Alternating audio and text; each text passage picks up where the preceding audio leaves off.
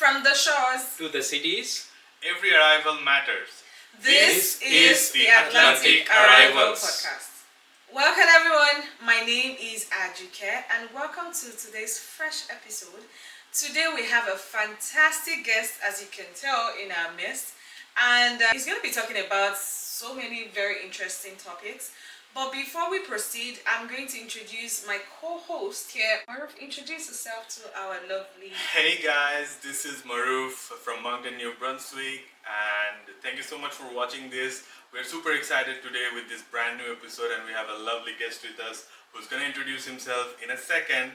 And after that, we're going to talk about a bunch of interesting topics today. Over to you.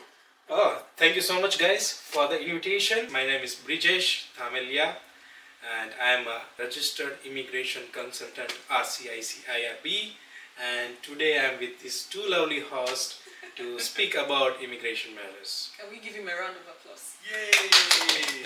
To be honest, let's say a huge thank you for honoring our invitation, because this means a lot to a lot of people, especially people that are maybe a little bit confused about their status here in Canada, or maybe they even want to come into Canada as an immigrant, maybe to study or anything. And having you is actually a huge pleasure for gracing our podcast.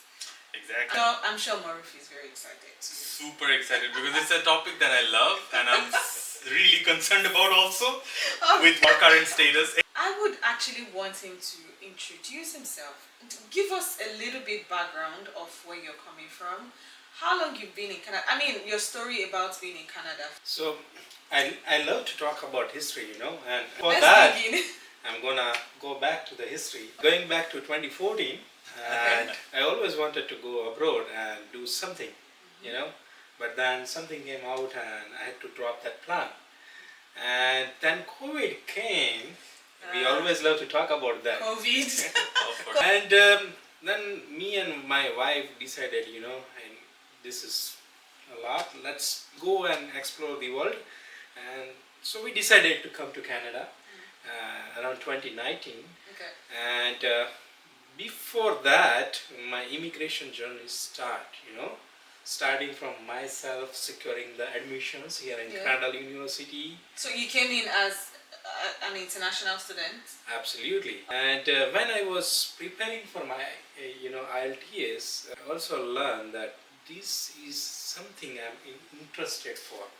So out of curiosity, I started learning about the immigration program when I was in India. Oh yeah. And that's where this all started. And when I came to Canada, Moncton, New Brunswick, there are a lot of my friends who are worried about immigration programs, and they don't have any clue like what to do, how they will get their papers and all those things. So I used to host monthly webinars. Oh, that's nice. Yeah, and so far I have more than 1,200 students. Wow.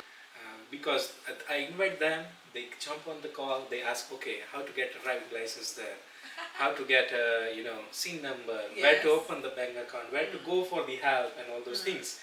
And those all things pushing me that I can help them, and I have an interest to it. I never feel tired helping or answering somebody's calls, and that's where all it started.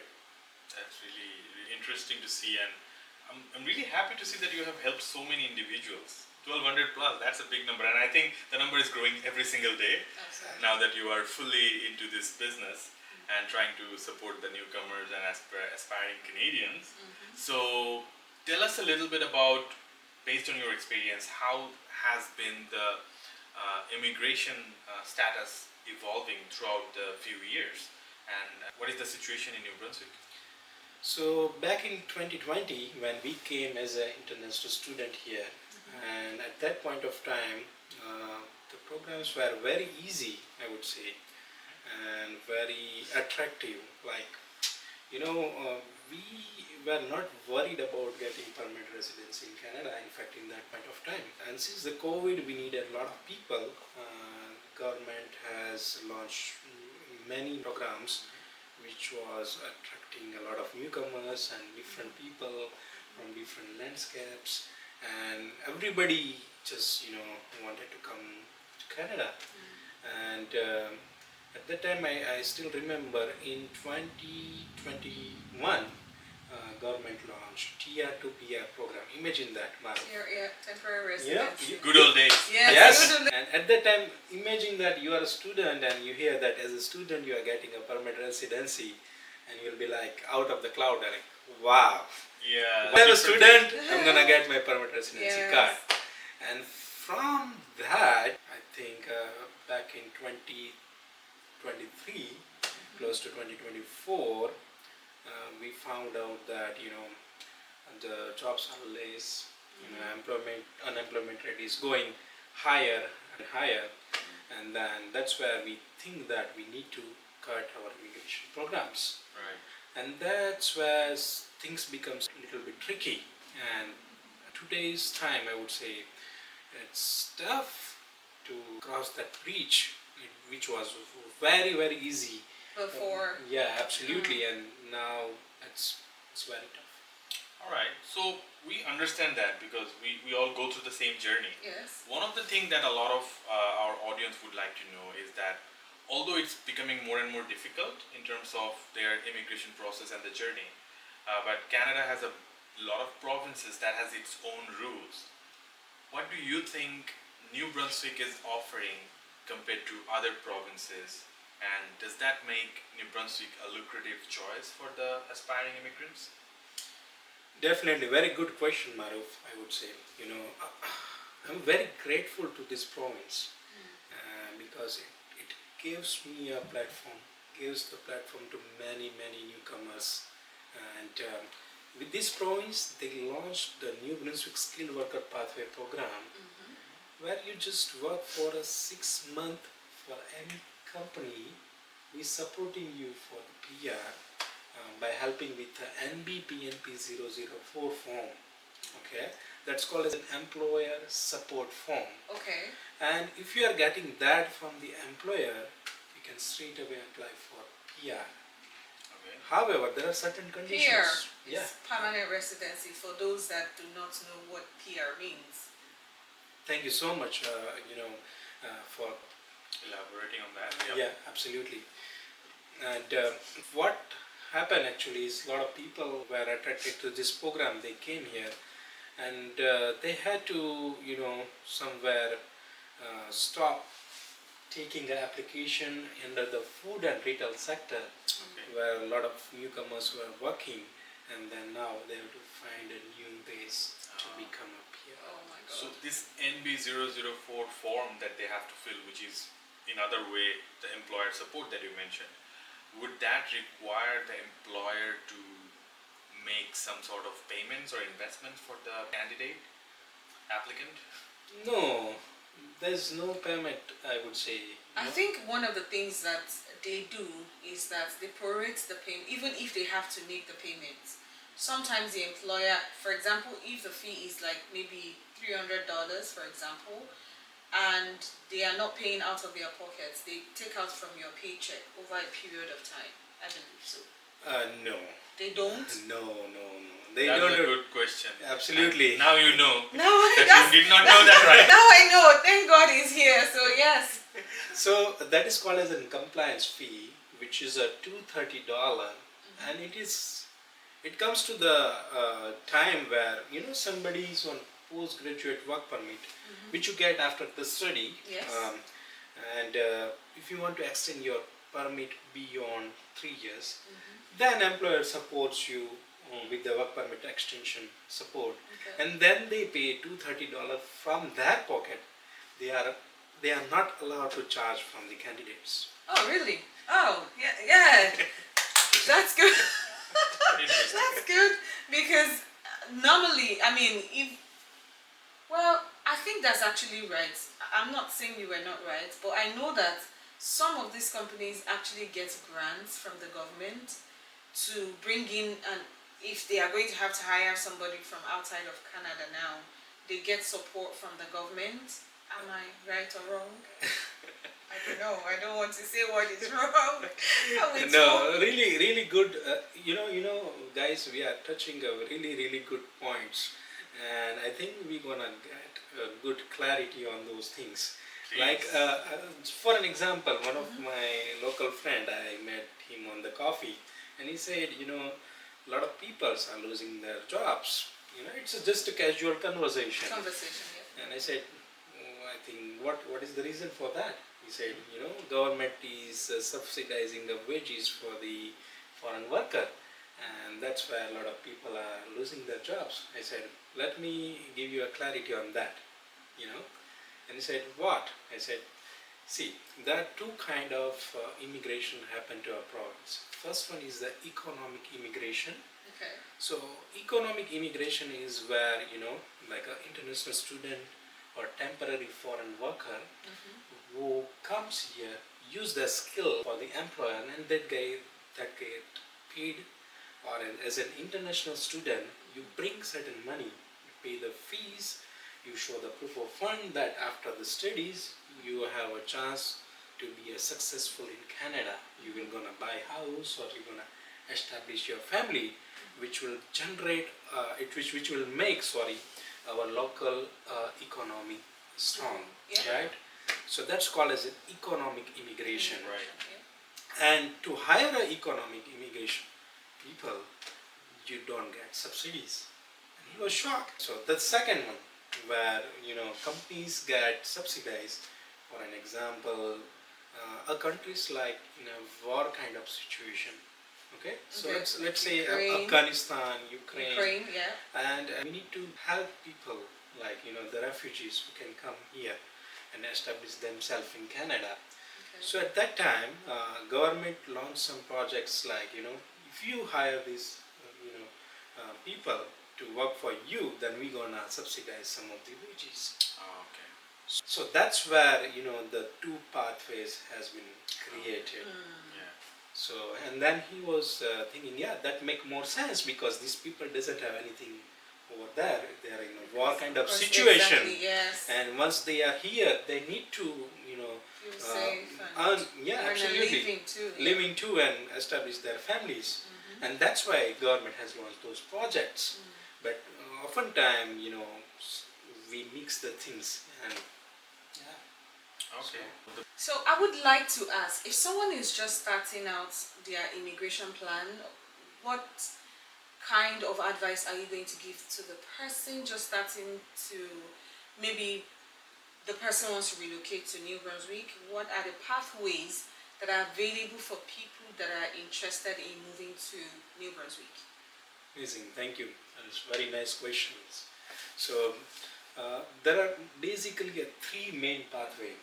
Okay, and that's we're gonna talk about. There are a lot of others, but these are the three in my view. The first one is New Brunswick Skilled Worker Program, which we just talked about.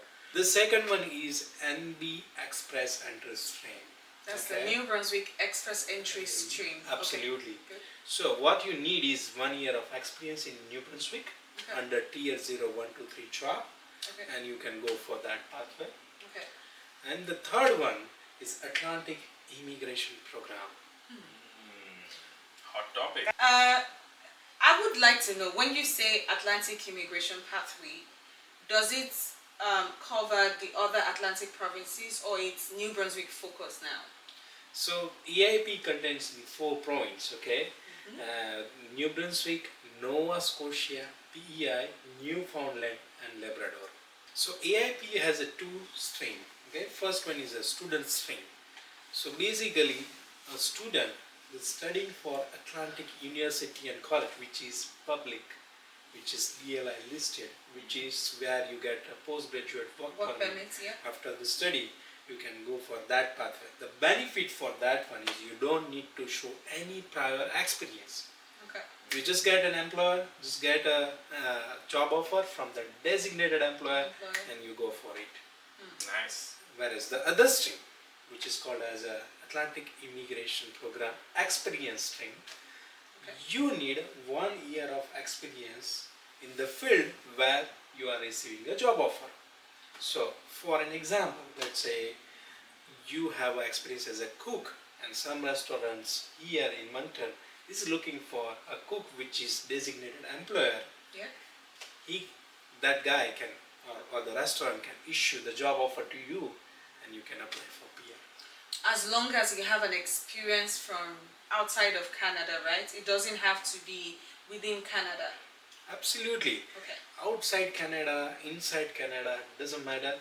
And one good thing about this, if you are a student working on your part-time job, and if you have 15-16 hours in a 1 year, you still qualify. 16 hours. 15-60 hours. So Okay, so 1,560 hours. in Yes. a Okay. year, Okay. So for someone that, for example, the person migrated into New Brunswick as using the AIP, the experience, whatever.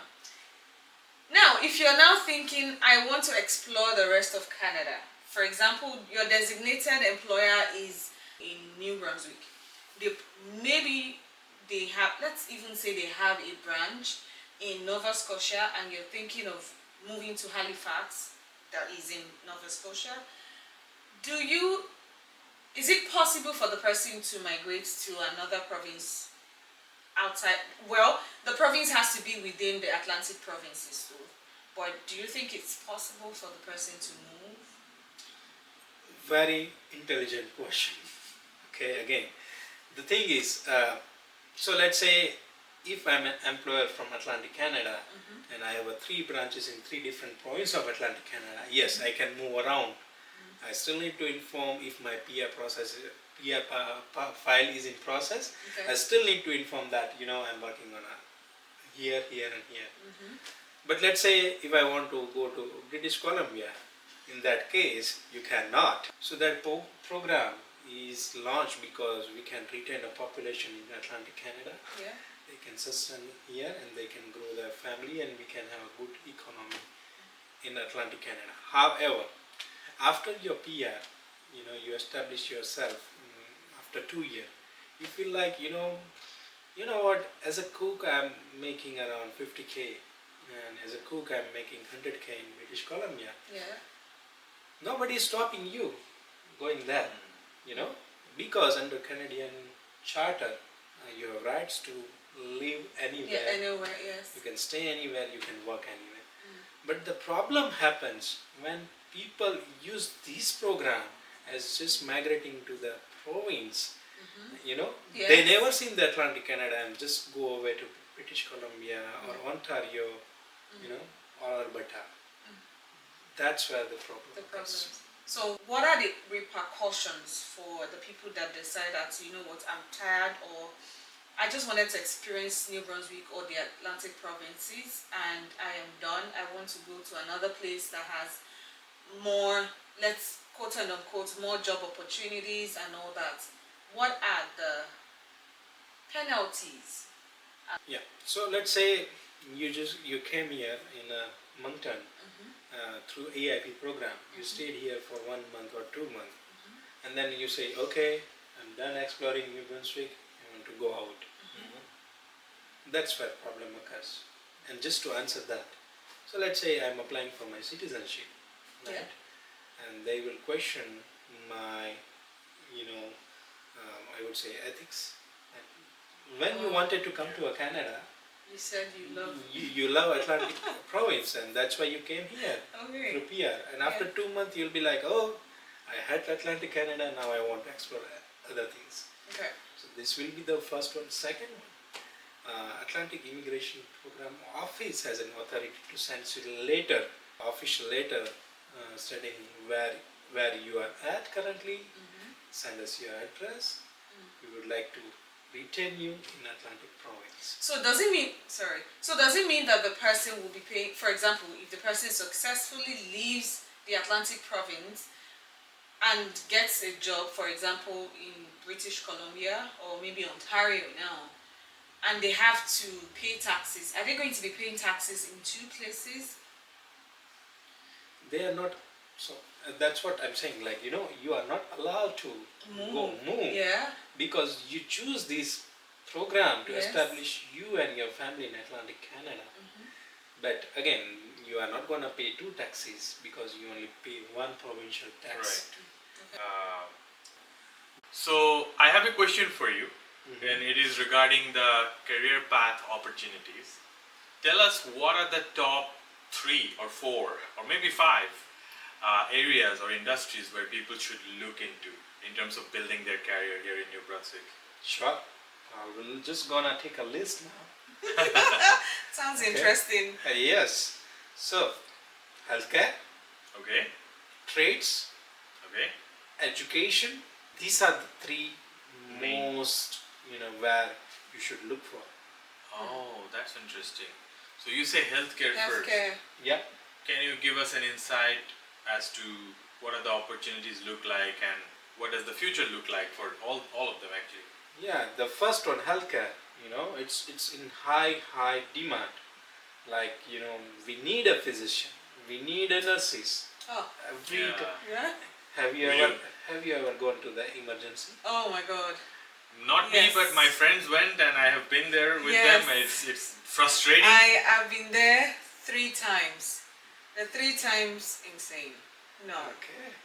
And do you know how much the physician makes? 200K? 300? 300. No, 350. Okay. You want to beat higher? 400? Okay, 500. 1 million a year. Wow. Yes. That is insane. Really? Yes. 1 million. Yes. $1 million? Wow. Yes. That's And awesome. do you want to check that? Go to Government of New Brunswick website.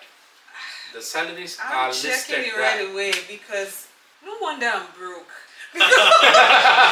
Because I obviously didn't choose the right profession because 1 million a year. Yes. Wow. That's exciting for sure. What about the second one? The trade skills The that you were trade, yeah. talking about. Yes. So like plumber, electrician, Yeah. carpenter, you name it. Mhm. And if you have a small farm, a small business setup, Okay. where you don't need a lot of investment in terms Yeah. of the tool, Yeah. okay? But you know how much you can make as a business in a revenue?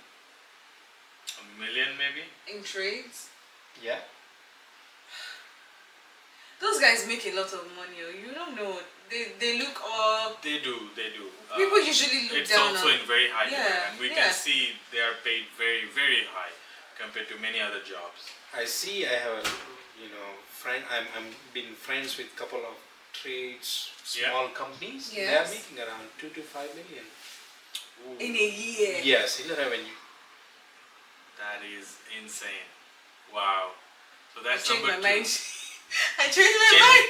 We're not gonna be a No, physician. no. We're gonna become a trade skills man and woman. Yeah. Okay. But does that require like a licensing? And Absolutely. stuff? Oh, definitely. Okay. Yeah. Yes. It would Okay. all require a lot of professions in Canada. If you want to succeed, you have to have that particular licensing, and there are institutions to offer it. You just have to know and read through the process. Just So- to give you an example, one of my friend was an electrician. He has a study back home. His experience. Yeah. So you just talk to the board here, say, hey, I do have these kind of credentials. So they asked for those proof, and then he was allowed to challenge the exam, right? Okay. He just straight away went and gave the exam, and he was passed. So Oh. he's now certified electrician right away. Wow. Right That's away. nice. That's Wow. very nice. So, definitely. This is great information. Mhm. What is the third one you said? Education? Education. Absolutely. Elaborate. So for an example, you don't want to do a physical work, labor intensive work, and you just want to have a balanced life, Yeah. where you have summers off, just work as a primary teacher. And you know how much they are making per hour? I don't want to guess this time. Yeah. You tell us. Between $35 to $40 per hour. Ooh, that's pretty That's fair. good. That's a good That's yearly income. that's Yes. Yeah. that's really good. I Because mean, the average hourly pay, the minimum hourly pay for New Brunswick is right now somewhere in between $15. 15 to Yeah. 16. So if you're getting more than that, that's great. If you're getting double than that, that means you're actually doing good. Mhm. You're considered a middle class. You're considered a middle class. Middle Yeah. class. Still not rich yet. Plumbers. But you get your summers off. What That else is do you- amazing. Like the entire summer you get off. Absolutely, Because and the it's a school is paid on- one. And then you get paid. Oh, the school is on. Okay, I'm changing my decisions Oh, after okay. this episode. Cool. That is amazing. So really great information. Thank you so much for that. I wanted to also know what are some of the biggest mistakes that people do when they apply to become a permanent resident or come as an immigrant with any other streams, and what they should be aware of. See, Maruf, when we talk about a permanent residency application, I've seen people making very small mistakes. Okay, like the birth certificate should be translated into English or French, right? And Yeah. people often forget that, Yeah. and then their application returned and rejected. Oh, wow. Sometimes they put a translation but forget the original certificate, Oh, yeah. Voila. so which again cause a problem, Oh, right? yeah. The second document, a police clearance certificate. All right. So if you got your police clearance certificate from your home country to here, it has an expiry date. It expires That's in true. a 6 That's month true. Right. or 8 month or a year, right? Yeah. So you needed that new one if it is expired, Yeah. right? Very Because important. before you even collate your documents, it takes time. And before you now submit it, a lot of times it's already Yeah, it's passed. best to get that police clearance document if the validity is very less, as closer to the date of your Your application, submission, yeah. so that it stays valid after you submit. Otherwise, you'll just get the file returned, I guess. Absolutely. And Okay, your that's hard correct. earned waiting period, you are just wasting Back to square one. your time. Back to square one. Yes, Oh, absolutely. No, that's. All right. nice. So those two things. What else? Third one, employment letter. You need a detailed employment letter. When I say that, is like, for an example, Maruf or Aduke has been working with us on so and so position for so many hours a week. They were doing these job duties. You need a detailed employment letter.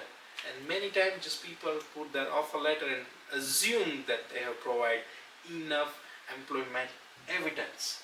Okay, you need to attach your tax returns, you need to attach your pay slips or pay stubs, whatever you call it. Oh, Right? yeah. Yeah. So Very these are the important. small things, these are the small attention that one should have while filing the PN.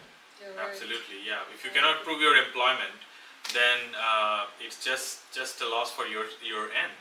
So, and they will not ask for much document, but you have to be able to submit everything at one go so that they can be processed properly. Yes. That's wonderful. Thank you so much. What is there any? Oh, I have a question regarding financial stuff. So, what do you think about the financial document organization Wow. and preparation? I'm glad that you asked this question, right? Yeah. Like a lot of the time, we do have assumptions that if we provide a bank balance certificate, Yeah. which is enough to show that you have enough fund. But oftentimes IRCC requires the evidence how you earn those money, how you have that saving. It should be, you need to provide a proof of fund documents for that, and for that you need to provide your bank statements, Yeah. which shows on what date how much money you received in your account. Because you remember, you are not allowed to borrow money from a friend, right? So this is another important factor that people fail to consider, because back home in other countries it is very common to get money from a friend for business or Yeah, any other You're purpose, right. right? In Canada's eyes it is not allowed. All You right. need to have your fund, you cannot borrow it. So, to summarize, you have to actually not just show the proof of fund, you have to prove that the fund is actually yours. Yes. As simple as that.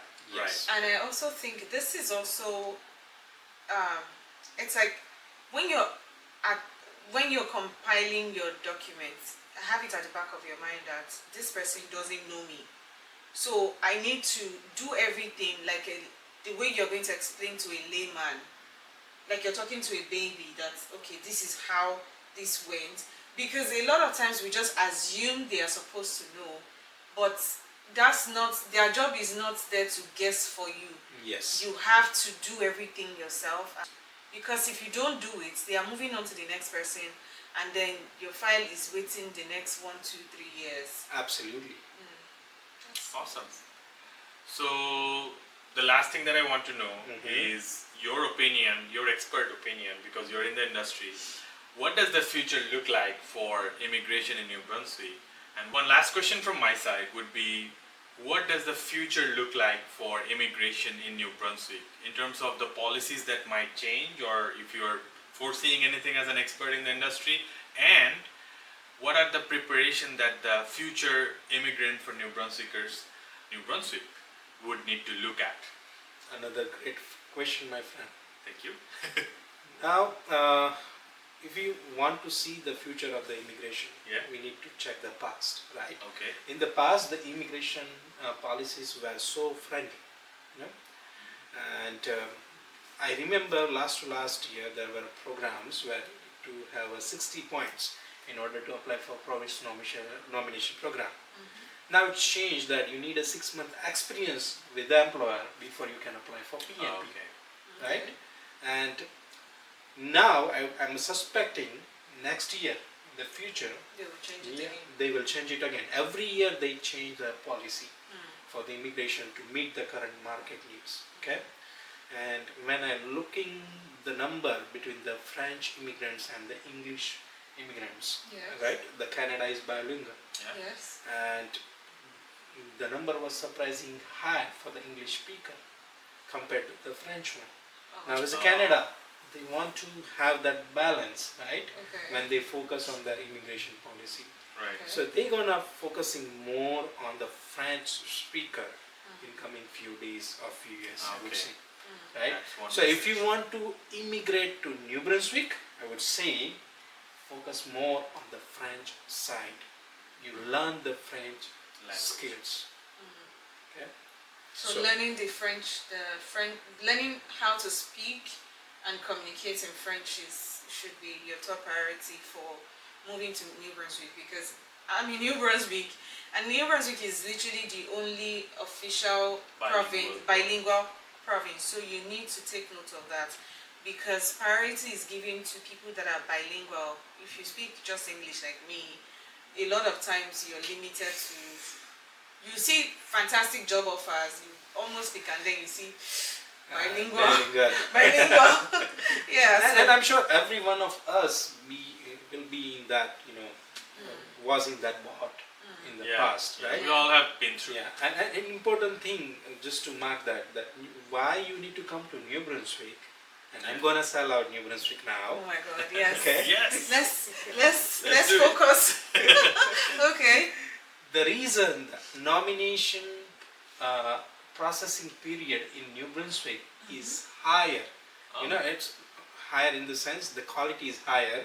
Okay. They take a less time to give you the result compared to the province. So if I compare Nova Scotia and New Brunswick takes around 3 to 5 months, whereas Nova Scotia takes around 1 complete year for some applications. So And it's faster processing time for PNP. Absolutely, number one. Okay. Number two, there are 3 growing cities in New Brunswick: Moncton, St. John, and Fredericton. Right? Yes. These are the major 3 cities. major cities of New Brunswick which are growing. Yes. And Greater Moncton itself, and I'm from there. Me too. So- Well, me too. So Me I'm too. little biased Greater toward that, Moncton. Yeah. I've seen the housing price, Aduke, when I came here, it was around 150, right? Today those houses are for 400, 450, and I suspect, I can predict that it would be around 800 or 1 million in few years. So, Wow. this Oh is my the right God. time. No, we don't This want is people the right again. We don't want opportunity. people again. If you're not coming now, you're already late. No.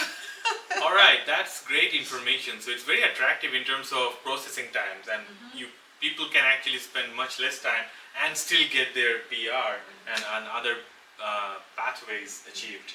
which is amazing. So I also find New Brunswickers to be very, very welcoming people. Absolutely. oh yeah, Oh, they are very welcoming. people who have not been to Canada yet, they don't know this, but the Atlantic provinces, the four major provinces that we have, New Brunswick, Nova Scotia, PEI, and Newfoundland and Labrador, Yeah. people from this part of the country are somehow, we don't know why and how, they're very friendly, very Yes. welcoming, they'll talk to you, they'll have wonderful conversation with you, they will not be showing off their busyness or whatever, and you will really enjoy. We all have been through that, and I Absolutely. personally Yeah. love New Brunswick for that. And I'm grateful for that. I am very grateful Awesome. for that too.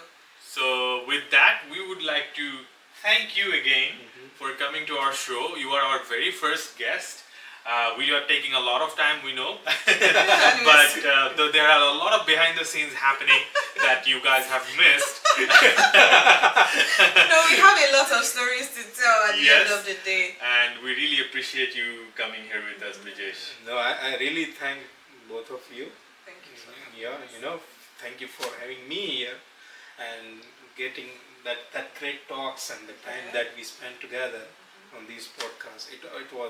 I was loving every moment. One more thing for anybody watching this podcast today is whatever decision you want to make, if you're planning on relocating to Canada, especially New Brunswick, we as a collective voice would advise you to ensure that you make that decision right now, because policies change, anything can happen. And we hope you've been able to pick one or two things from this episode. And thank you once again for joining us. We are going to see you in our next episode. Thank Bye. you. See you.